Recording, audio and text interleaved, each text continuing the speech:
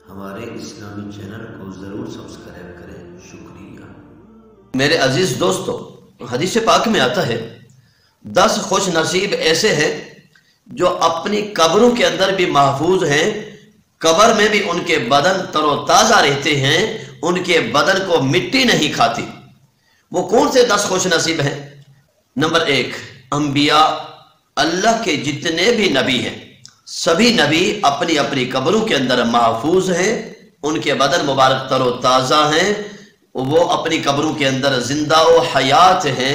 جیسا کہ حدیث پاک ہے، میرے محبوب صلی اللہ علیہ وسلم فرماتے ہیں، ان اللہ حرم علی الارض ان تأکل اجساد الانبیاء فنبی اللہ حی یرزق۔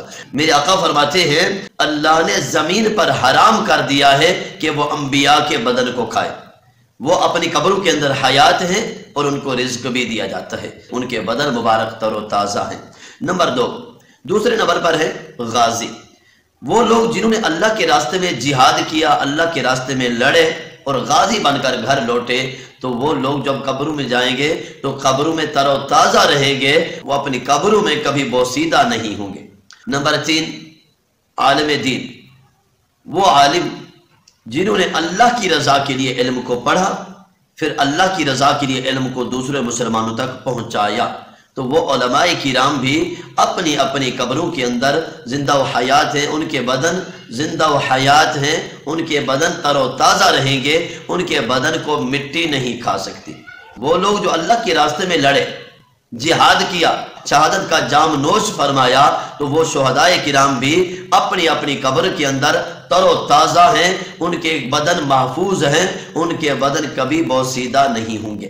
مؤذن، جنہوں نے اللہ کی رضا کے لیے اذان پڑھی، وہ لوگ جو اللہ کی رضا کے لیے اذان پڑھتے ہیں، تو وہ جب مریں گے اپنی قبروں میں جائیں گے تو ان کے بدن محفوظ اور تر و تازہ رہیں گے، ان کے بدن بوسیدہ نہیں ہوں گے۔ حافظ قرآن، جس نے اللہ کی رضا کے لیے قرآن پاک پڑھا، اس کو حفظ کیا، یاد کیا، اپنے سینے میں قرآن کو محفوظ کیا، پھر دوسرے مسلمانوں تک اس کو پہنچایا، تو وہ حفاظ کرام جب دنیا سے جائیں گے، اپنی قبروں میں جب جائیں گے، قبروں میں بھی تر و تازہ رہیں گے، ان کے بدن کو مٹی نہیں کھائے گی۔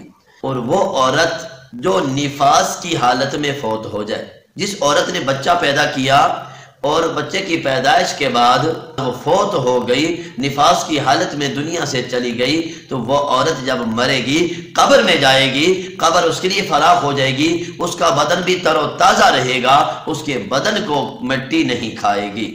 محترم سامعین کرام، اور وہ شخص جس شخص کو کسی ظالم نے ظلماً قتل کر دیا، تو جب وہ مرے گا، قبر میں جائے گا، تو اس کے لیے قبر فراخ ہو جائے گی، اس شخص کا بدن بھی تر و تازہ رہے گا، اس کے بدن کو بھی مٹی نہیں کھائے گی، اس کا بدن بھی بوسیدہ نہیں ہوگا۔ اور جو جمعے کی رات کو فوت ہو جائے، جمعے کی رات کو فوت ہونے والا شخص جب قبر میں جائے گا تر و تازہ رہے گا، اس کے بدن کو مٹی نہیں کھائے گی۔ اور جو شخص جمعہ کے دن فوت ہو جائے، تو جمعہ کے دن فوت ہونے والا شخص بھی جب قبر میں جائے گا تو اس کی قبر فراخ ہو جائے گی، اس کا بدن بھی تر و تازہ رہے گا۔ قیامت تک ان 10 خوش نصیب لوگوں کے بدن بھی محفوظ رہیں گے، کفن بھی محفوظ رہیں گے۔ محمد کے غلاموں کا کفن میلا نہیں ہوتا، زمین میلی نہیں ہوتی، زمن میلا نہیں ہوتا، محمد کے غلاموں کا کفن میلا نہیں ہوتا۔